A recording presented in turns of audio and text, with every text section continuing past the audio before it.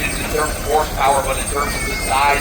And the factory was right next to an art college, so the crushing machine factory would hire the art students to come over, make them pinstripe their engines, and for that reason, those are the Minneapolis engines built here exactly the same cosmetic.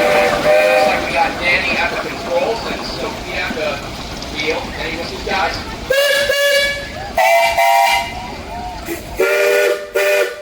Well, eventually they were well enough established to start building power for their crushing machines. They managed to build 63 traction engines before they went bankrupt in 1925, and this is a 1916 model, the only remaining 22 horse left in the world.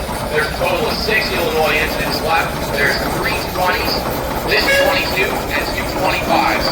This one's owned by the Northern Illinois Steam Power Club. We got the Bacon family at the controls today. Good to see you guys. Any whistles? Entirely sure if that was just a sales gimmick or not. This is part of the Gould family collection. They're in Portage, Wisconsin.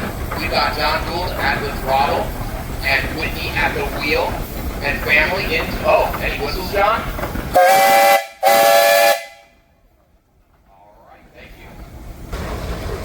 Got Seth at the controls there with his family along for the ride.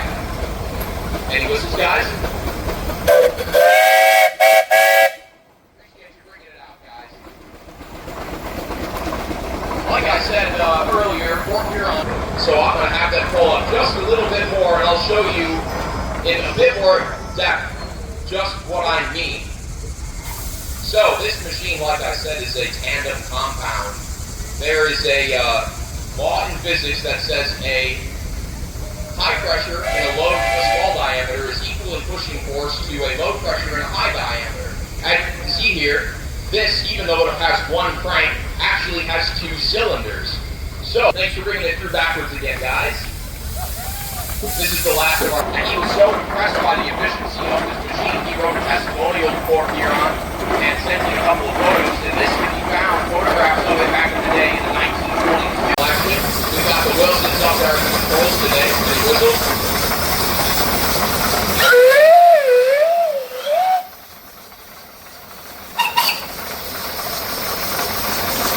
An interesting note of the Minneapolis line smoke machines have a large intake of smoke that just positions to have water capacity.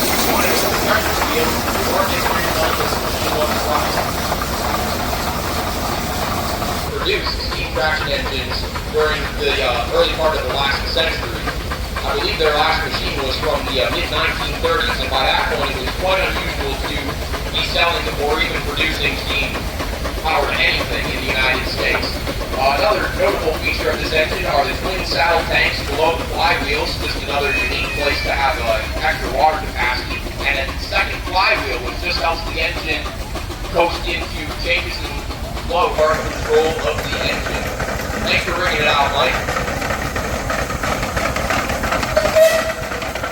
Some of you may be wondering what that device with the spinning weights on top of the cylinder is. That's actually the engine's governor. So if this machine were belted up or the throttle were pulled wide out, it actually governs the speed of the engine. You can do a little bit of adjustments on it, but that's going to help kick the engine lever.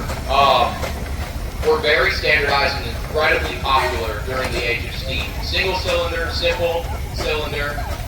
We got some Lucas there at the wheel, John at the throttles and whistles. Oh, what? Oh, there you go. Advance Rumley was based in LaPorte, Indiana. They were renowned in the later days of the 60s. Has about 20 horsepower, lots from Lombard, and takes us all over the place. The nice thing about these is they're very transportable. They're all over the Midwest. Some of them are even street legal and can reach speeds of upwards of 40 miles an hour. Any whistles? Excellent, thank you, sir. Profit did not have them, but others did. Nowadays, they're very useful for moving around just to protect the engine, just like it did 100 years ago. Any whistles, Austin?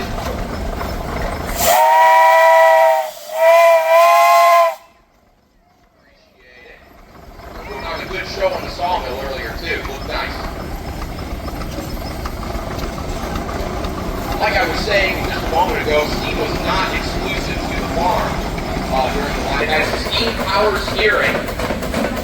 It has a double cylinder engine and a vertical boiler. Vertical boilers were incredibly popular in construction equipment because of their small footprint. You can get an incredible amount of power without taking up a lot of space on the machine. However, that meant that the fireman had to walk alongside the thing. There was no accommodation for the fireman. He had to walk up and down next to